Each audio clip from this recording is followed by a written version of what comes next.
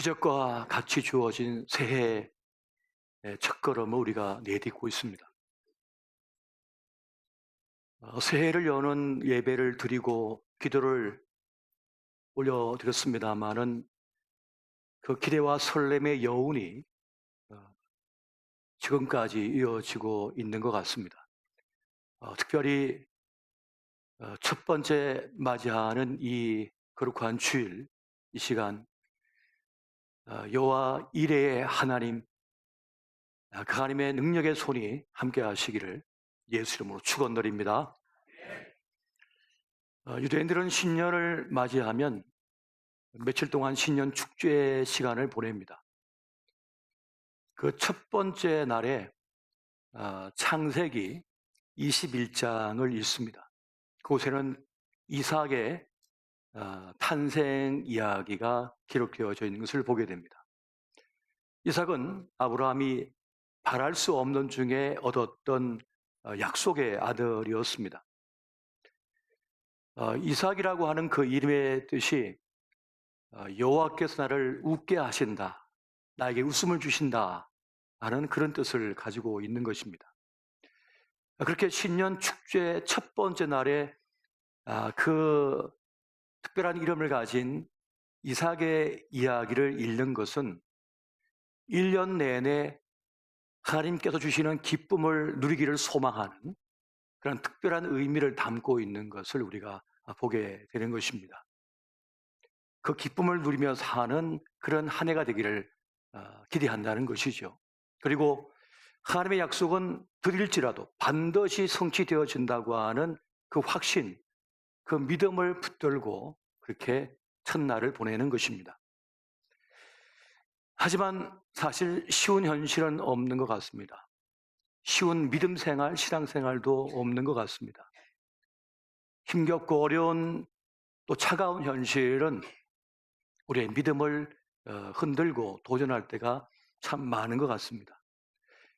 그런 뜻에서인지 신년 축제의 두 번째 날을 맞으면 이제 창세기 22장을 읽게 되는 것입니다.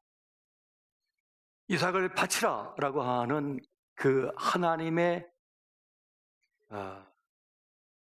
준엄한 명령 앞에 선 그 아브라함을 생각하면서 또 자신을 돌아보게 되는 것입니다.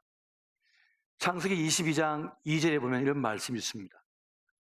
여호와께서 이르시되 내 아들 내 사랑하는 독자 이삭을 데리고 모리아 땅으로 가서 내가 내게 알려준 한 산 거기서 그를 번제로 드리라. 내 아들 내 사랑하는 독자라고 하는 그 말이 참 가슴이 이어집니다. 내가 진정으로 사랑하는 아들, 하나밖에 없는 그 아들을 나에게 바치라고 하는 준엄한 명 앞에 아브라함이 선 것입니다. 성경 기자는 이러한 무서운 명령을 내리신 그 하나님의 뜻이 아브라함을 시험하기 위해서라고 단서를 붙이고 있는 것을 보게 됩니다. 아브라함은 이 본토 아비집을 떠나라 라고 하는 명을 쫓아서 자기 삶의 모든 터전을 버리고 오직 주님을 쫓아 나아갔습니다. 그래서 산 넘고 물 건너 참으로 고난의 시절을 보냈습니다. 그리고 이제 틀을 잡고 이제 번영하며 그 약속했던 그 아들을, 이삭을 드디어 얻었던 것입니다. 그런데 그 소중한 아들, 자기 목숨보다 더 소중한 그 아들을 바치라고 하는 그 준엄한 명령 앞에 서게 되었던 것이죠. 아브라함은 소돔을 진멸할 것이라고 하는 하나님의 뜻을 알고 막았습니다. 그들을 살려달라고. 의인 50명이 있으면 그 성을 멸하지 아니하시겠습니까? 의인 10명이 있으면 그 성을 멸하지 아니하시겠습니까? 하면서 협상을 하고 막았었던 아브라함입니다. 근데 정작 자기 일에 있어서는, 자기 자식에 대해서는 어떤 변명도 어떤 항의도 어떤 협상도 하지 않고 순종하는 그 모습을 우리가 봅니다. 그저 침묵하며 따를 뿐인 것이죠.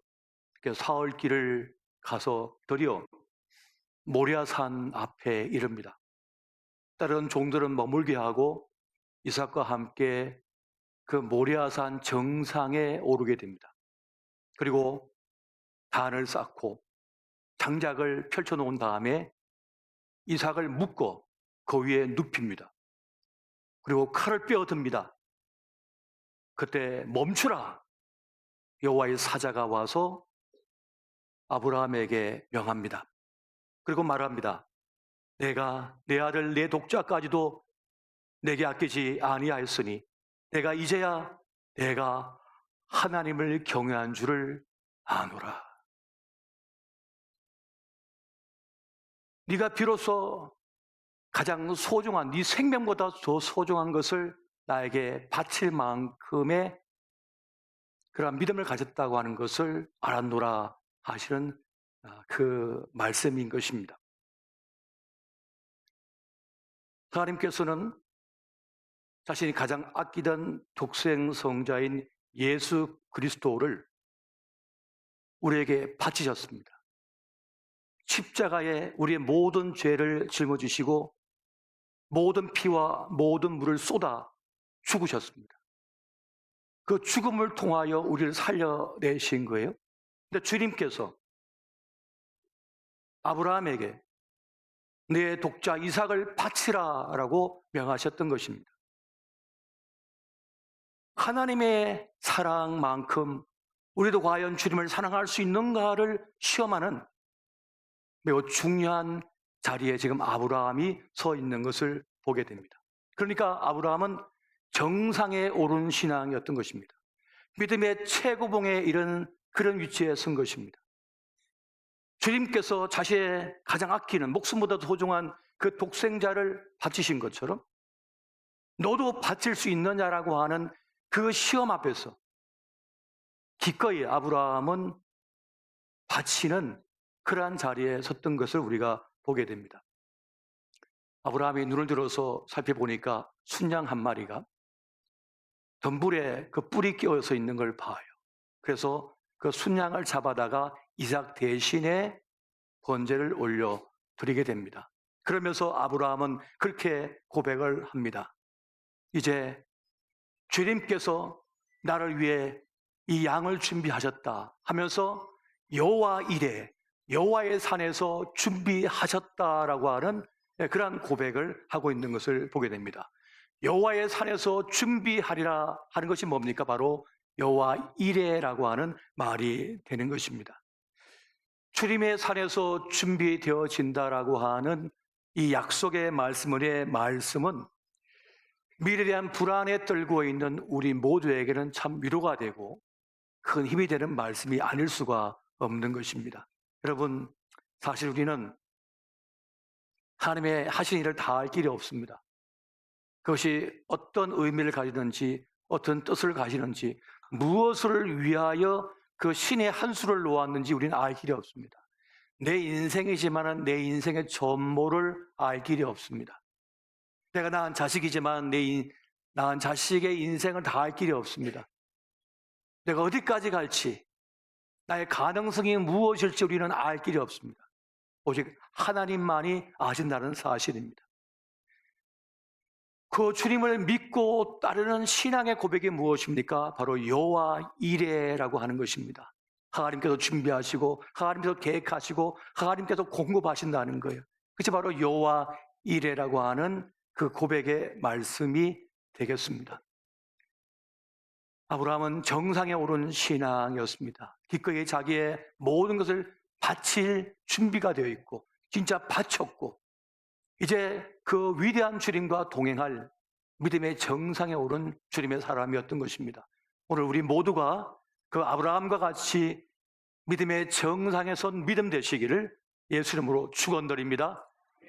이 믿음을 가진 사람은 여호와 이레를 고백할 수 있기 때문에 어떠한 어려움, 역경이 있다 할지라도 그 믿음으로서 이겨낼 수가 있다는 사실인 것입니다.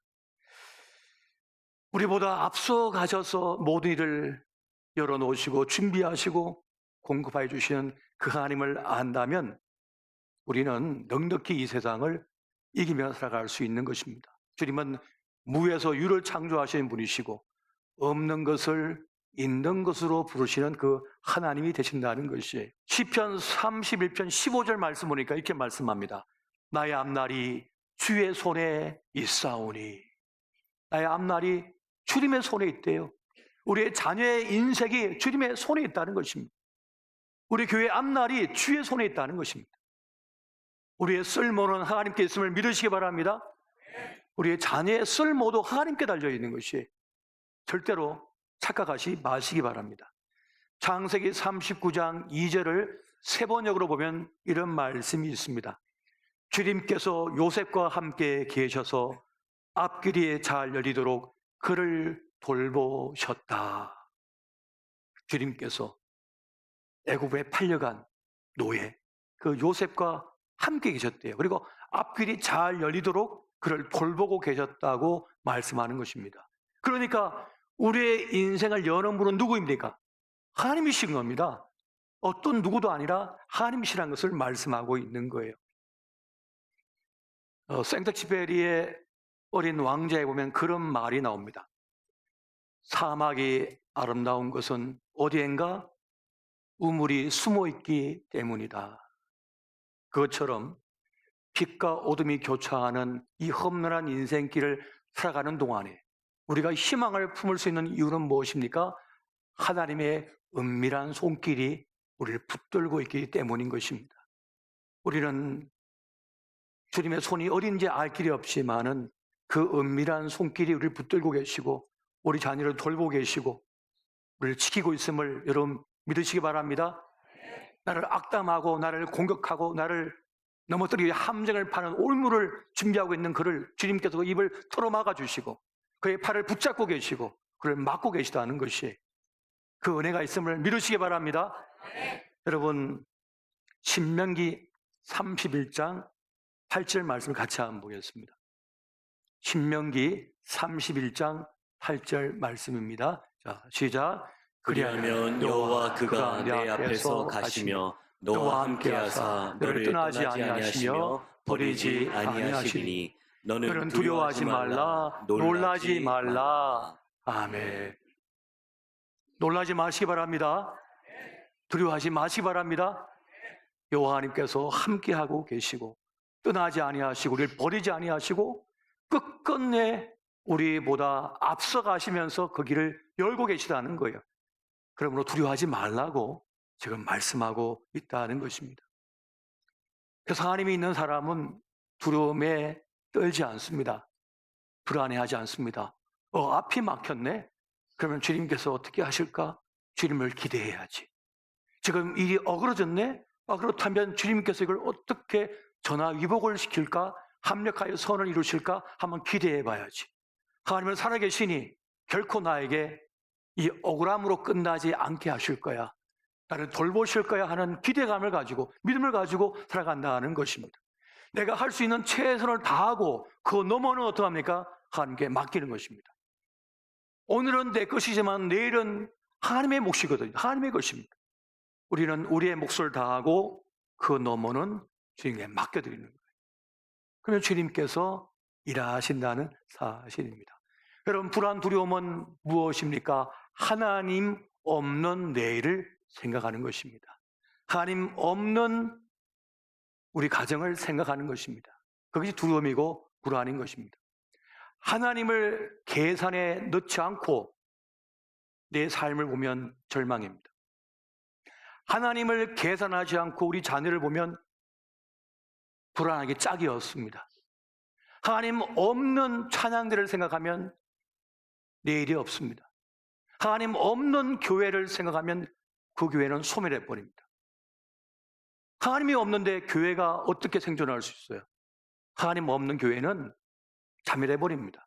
소멸해 버려요. 생명력이 없습니다. 유통기한이 다한 거예요. 그러나 주님을 계산에 넣으면, 주님을 생각하면 그 개인도, 그 가정도, 그 자녀도, 그 교회도 소망이 있는 것입니다. 할렐루야.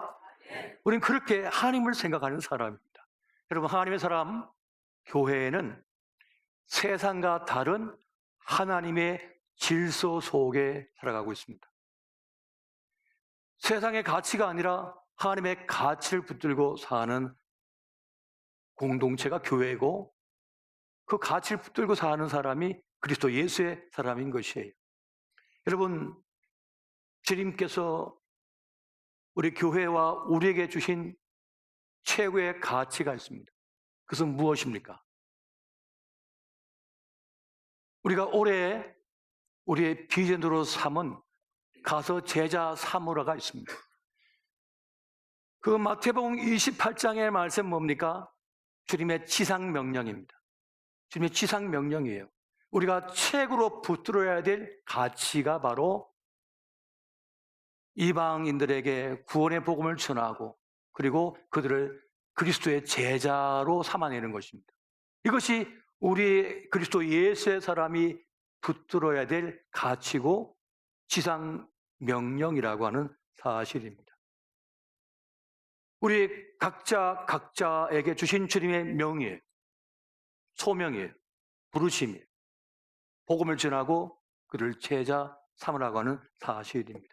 여러분, 쉬운 선교, 쉬운 전도는 없습니다. 쉬운 신앙생활이라는 것도 없습니다. 가치가 있을수록 여러분, 대가를 지불해야 됩니다. 소중히 여기는 것일수록 대가가 필요한 것입니다. 그냥 되는 것은 절대로 없습니다. 세상은 공짜 없습니다. 우리의 구원도 독생 성자의 십자가의 죽음으로 말미암은 것입니다. 그냥 되는 것은 절대 없는 것입니다. 그래서 우리는 나를 내려놓고 주님의 뜻을 따를 수가 있어야 돼요. 자기를 철저하게 부인하는 사람만이 주님을 따라 순종할 수가 있고, 그 순종을 통하여 위대한 구원의 역사의 한 장면의 가장 중요한 영광의 자리를 우리가 차지할 수 있고 그것을 누릴 수가 있다는 사실인 것입니다. 여러분, 자기 부인이 없이는요, 주일 성수가 될 수가 없습니다. 자기 부인이 없이는요, 기도를 할 수가 없습니다. 자기 부인이 되지 않고서는요, 봉사도 할 수 없습니다. 섬김도 할 수 없어요. 우리 자기를 포기하고 낮아지고 또 깨트려져야만 예배자가 될 수가 있는 거예요. 마음이 높아지면 예배자가 될 수 없습니다. 가장 낮은 자리에서 가장 깨트려질 때라야 약할 그때 강함이라고 진정한 예배자의 영광을 맛볼 수가 있게 되어지는 것입니다. 여러분, 성경을 가운데 가장 단번에 가장 대가를 덜 지불하고 전도의 대부흥의 역사를 이룬 사람이 한 명 있습니다. 여러분, 어떤 사람일까요? 머리를 막 굴리시는데 베드로 아닙니다. 바울이 아닙니다. 12제자 아닙니다. 요나입니다. 요나는 니느웨에 가서 복음을 전하라는 그 말씀이 싫어가지고 도망쳤어요. 근데 결국은 바다에 던져지고 물고기 뱃속에 있다가 니느웨 성 해변가에 던져지게 됩니다. 그래서 억지로 그 니느웨 성을 다니려면 사흘 길이 걸리는데 하루 길만 갑니다. 그러면서 그 니느웨 백성이 구원받기를 원하지도 않았어요. 왜냐하면 이스라엘의 대적 아수르의 수도가 니느웨거든요. 그러니까 니느웨가 멸망당하기를 원하지 구원받기를 원하지 않았어요. 그래서 도망갔던 거예요. 그래서 그냥 억지 춘향으로 모기 같은 소리로 회개 안 하면 죽는다고 참회하라고 하면서 그냥 하루길만 가고 멈춰버립니다. 그런데 그 하루길 가면서 전한 그것을 듣고 여러분 12만 명이 회개를 합니다. 짐승들까지 금식하면서 회개합니다. 반쪽짜리 순종이에요. 불완전한 순종이에요. 억지 춘향의 순종이었어요. 그럼에도 불구하고 그 지상 명령을 따르니까 12만 명이 주님 앞에 들어오는 역사, 심판을 면하는 역사가 일어나게 되었다는 사실입니다. 여러분, 부흥의 원인이 요나에게 있었습니까? 아니요.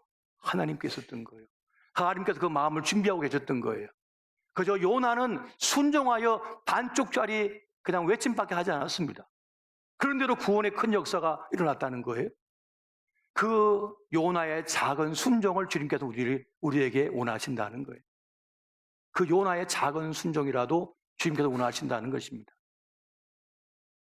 여러분, 물고기 2마리, 떡 5덩이를 한 어린아이가 가져왔습니다. 주님께서 축사하시고 나누어 주었더니 5,000명을 먹이고도 12강주리가 남는 기적이 일어났습니다. 이것이 어떻게 가능한 것입니까? 작은 순종이라도 그 순종을 통하여 위대한 역사가 일어난 거예요. 가나 혼인잔치에 물이 포도주로 변한 그 사건은 어떻게 일어난 것입니까? 그냥 묵묵히 그 아궁이까지, 그 목까지 그냥 물을 채웠기 때문에 그 위대한 역사가 일어났다는 것입니다. 여러분, 주의 말씀이면 무엇이든지 순종하시기 바랍니다. 반쪽짜리라도 순종하면 구원의 역사가 일어나는 것입니다. 김 사장, 예수하면 믿어보시오. 구원이 임합니다. 하고 빨리 도망쳐 나오세요. 정말 창피해서 전화하지 못할 친구가 있으면 내가 장로인 거 알지? 그래, 너 장로다 왜? 그러면 내가 진심으로 30년이 지기 친구인데 내 진짜 말한다. 너 예수 믿어라 하고 딱 끊으세요. 뭔 말이지? 새해 첫 주에 이게. 그런데 그 영혼에 지진이 일어납니다. 파장이 일어나는 거예요. 문제는 뭐냐? 우리가 따르지 않고 순종하지 않고 헌신하지 않았기 때문에. 오늘 우리에게 필요한 건 뭡니까? 내 능력이 아닙니다. 내가 사람을 변화시키는 게 아닙니다. 내가 구원하는 게 아닙니다. 하나님께서 하시는 거예요. 단지 우리는 뭐 하는 겁니까? 씨를 뿌리고 전하는 것만 하면 되는 것입니다. 여러분 믿으시기 바랍니다. 구원의 역사는 그렇게 일어나고 있다는 사실이에요. 여러분 하나님 일에는요 헛수고가 절대 없습니다. 여러분 고린도전서 15장 58절 말씀을 같이 한번 보겠습니다. 자, 시작. 그러므로 내 사랑하는 형제들아 견실하며 흔들리지 말고 항상 주의 일에 또 힘쓰는 자들이 되라. 이런 너희 수고가 주 안에서 헛되지 않는 줄 알미라. 아멘. 우리의 수고가 주 안에서는 절대로 헛되지 않는다고 말씀합니다. 이 세상에 헛됨이 얼마나 많습니까?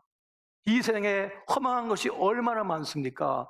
이 세상에 그렇게 애쓰고 수고가 노력했지만 허사가 된 일이 얼마나 많습니까? 그런데 주 안에서는 헛됨이 없다는 거예요. 그냥 주의 말씀에 죽었다 하고 그냥 순종하면 되는 것입니다. 이삭 바치라 했더니 그냥 바치면 되는 것입니다. 이미 주님께서 다 예비해 놓으셨던 거예요. 그냥 순종 하나 안 하나를 밭을 뿐인 것입니다. 주님이 왜 우리에게 아픔을 주십니까? 부모가 자기 자식을 왜 아픔을 줍니까? 아픔 줄 일이 없지요. 설사 아픔이 되는 고난을 준다 하더라도 더 큰 선물을 예비했기 때문에 주님께서는 그 역경을 통과하게 하신 거예요. 그래서 우리는 절대로 하나님 믿는 사람은 절망에서도 실망에서도 낙심해서도 안 된다는 것을 여러분 기억하시기 바랍니다. 그것이 바로 그리스도 예수의 사람이라는 것입니다. 여러분 올 한 해는 무엇을 하든지 헛됨이 없게 하십시오. 주의 말씀 붙들고 주의 말씀에 순종하면 헛됨이 없습니다. 절대 헛됨이 없어요. 여러분 우리 젊은이들 찬양하는 요즘 가스펠송 가운데 비준비하시니라고 하는 노래가 있습니다. 비준비하시니. 주님은 지금 비를 준비하고 계셔요. 그런데 3년 6개월 동안 비가 내리지 않습니다. 무엇이 없어서 그렇습니까? 기도가 없기 때문에, 순종이 없기 때문에. 그런데 엘리야가 기도했더니 3년 6개월 동안 내리지 않던 그 비가 폭포같이 내립니다. 이미 주님은 비를 준비하고 계셨던 것이에요. 그것처럼 여호와 이레 하나님은 우리를 위하여 사람도 준비하시고 재물도 준비하시고 기회도 준비하시고 모든 것을 준비하고 계심을 믿으시기 바랍니다. 여호와 이레 하나님이 우리 가까이 계심으로 여러분 주님을 기대하시고 그 믿음으로 나가시는 저와 여러분 되시기를 예수 이름으로 축원드립니다.